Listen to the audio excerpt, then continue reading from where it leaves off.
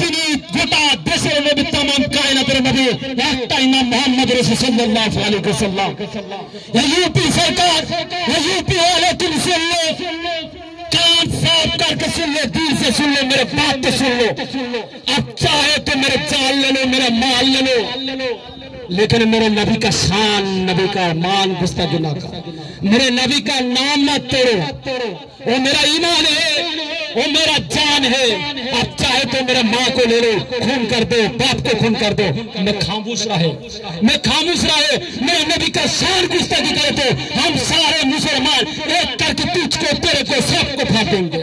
जोरे बोले, अरे जोरे बोले, आप सोच लो, आप जान लो, करबला की मैदान याद कर लो। हर मुसलमान जिंदा होता है करबला की मैदान के बाद।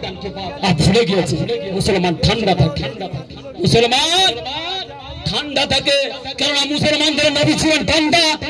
মুসলমানদের নেতা ছিল বিশ্ব নেতা, মুসলমানদের নেতা সব সময় সর্বদাই সদা সত্য কথা বলতেন, খামোশ থাকতেন।